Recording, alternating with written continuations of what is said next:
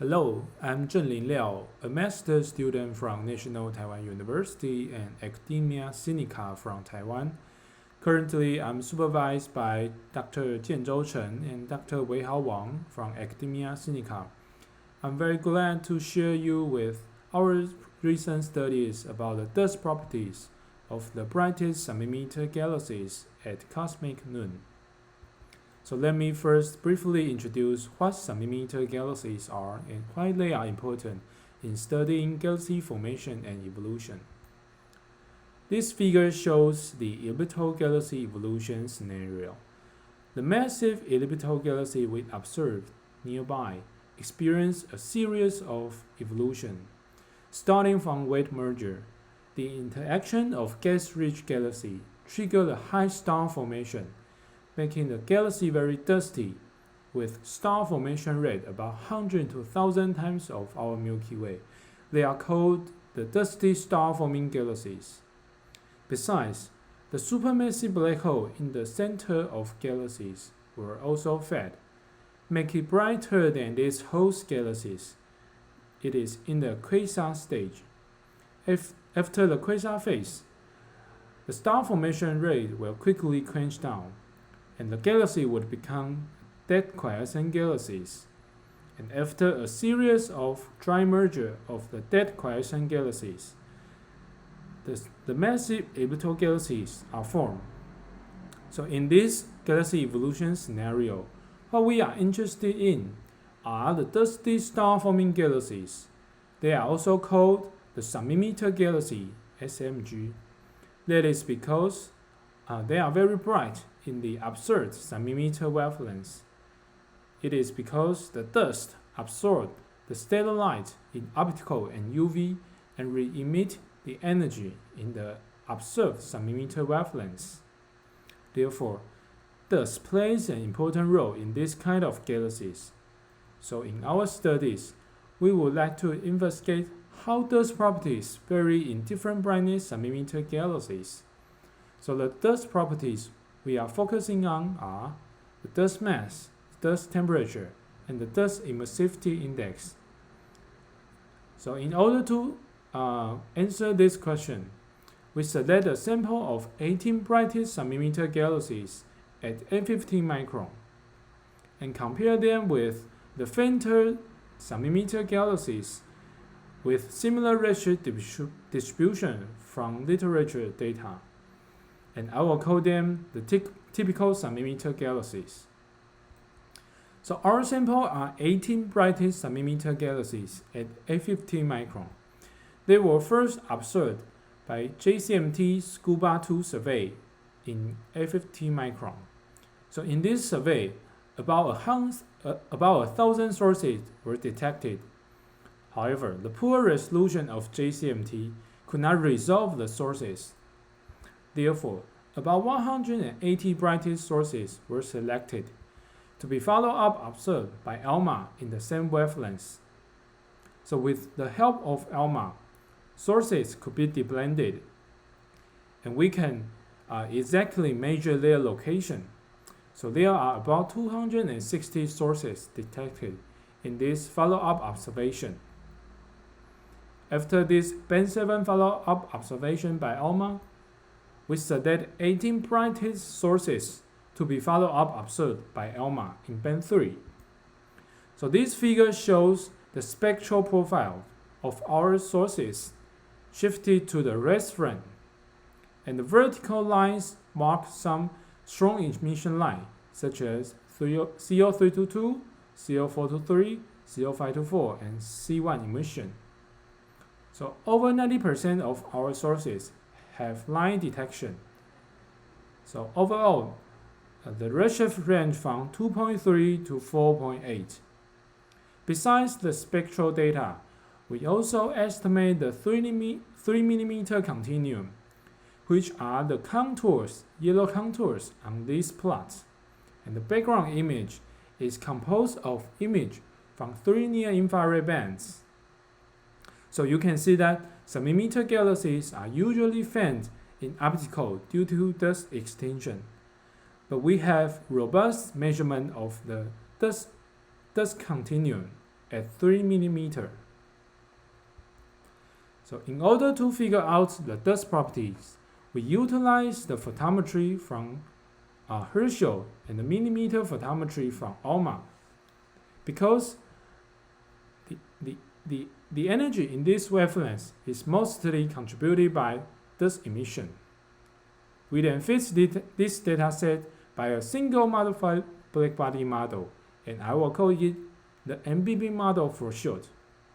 So basically, the MBB model is the combination of blackbody radiation from dust and the radiative transfer process. In our analysis, we assume the optical thin case. Therefore, the radiative transfer term could be approximated by the optical depth tau. And the optical depth tau is the multiplication of opacity and dust column density, where opacity is the function of frequency with the power of beta, the dust emissivity index. And the dust column density is the ratio of dust mass and surface area. And there are three free parameters in our fitting, which are the dust temperature, the dust emissivity index beta, and the dust mass. We then apply this fitting method on both our brightest submillimeter galaxies and the typical submillimeter galaxies. So this figure shows the median dust properties of our brightest submillimeter galaxies, with dust mass about 10 to the 10 solar masses, which is very massive. Dust temperature is about 30 Kelvin, and the dust emissivity index is about 2, where the infrared luminosity reaches about 10 to the 13 solar luminosities, which is analogous to the hyperluminous infrared galaxies. So in the following, I will compare the dust properties of our brightest submillimeter galaxies to those of the fainter typical submillimeter galaxies. So let me start with the dust mass.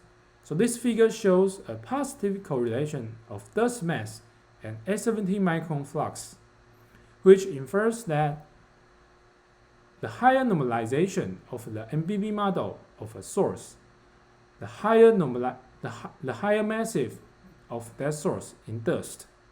So in our selection, we select the brightest submillimeter galaxies.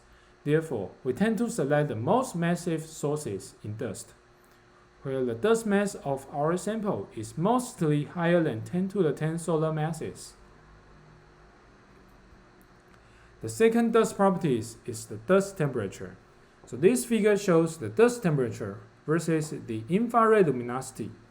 So compared to typical submillimeter galaxies, our brightest submillimeter galaxies are lower in dust at a given infrared luminosity, where the selection function of our brightest submillimeter galaxies is under the typical submillimeter galaxies. We note that is because the selection effect. So assume that the same amount of stellar light is absorbed and re-emitted by dust for both the brighter and fainter samples, which means that we are comparing this sample at a given infrared luminosity. So for the brighter sources, they are higher in dust mass, which means that the energy absorbed by each unit of dust in the brighter sources is lower. Therefore, they tend to have lower temperature. And that's why we tend to select the lower dust temperature sources at a given infrared luminosity. And the third dust properties I would like to discuss about is the dust emissivity index, beta. So this figure shows the dust emissivity index beta versus redshift. So our brightest submillimeter galaxies share similar distribution to the typical submillimeter galaxies, with median beta about 2. So observationally, beta is related to the slope in the radiation scale, with higher beta value infers a steeper slope.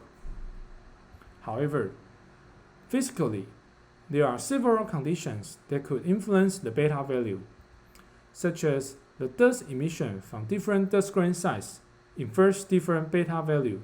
For example, in protostellar disk, The dust grain size is millimeter, with beta about 1. But in molecular clouds, the dust grain size is micron, with beta approximately to 2. So in our results, we could rule out the large dust grain size condition.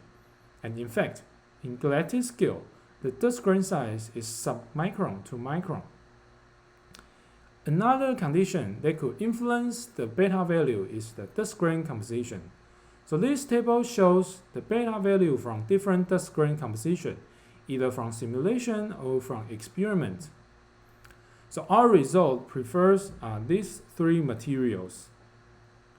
However, you can see that there is a degeneracy between beta and the dust grain composition. Therefore, in our studies, we could not exactly pin down what's the material of our brightest submillimeter galaxies.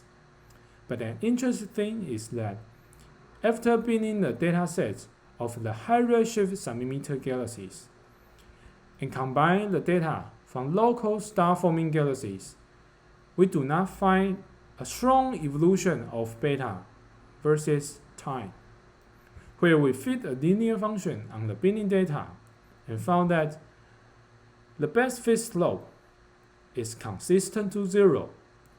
This may infer that the dust grain composition of the high redshift submillimeter galaxies is similar to that of the local star-forming galaxies. So overall, I will summarize that we select the 870 micron brightest submillimeter galaxies to be followed up observed by ALMA band 3, and we have measured the 3 mm continuum and the spectral redshift. So in order to derive the dust properties, we fit the fine infrared photometry by a single temperature multiplied blackbody model. And compared to typical submillimeter galaxies, our brightest submillimeter sample is higher in dust mass and lower in dust temperature at a given infrared luminosity. And these two results is due to the selection effect.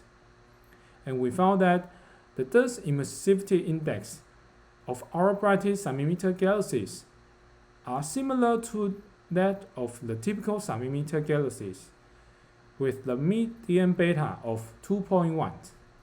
Further, we found a weak evolution of beta from local to high redshift. So I will conclude that our brightest submillimeter galaxies are extremely dust-rich, but have similar dust grain properties compared to those of star-forming galaxies from local to high redshift. And I will stop here. Thank you for your listening.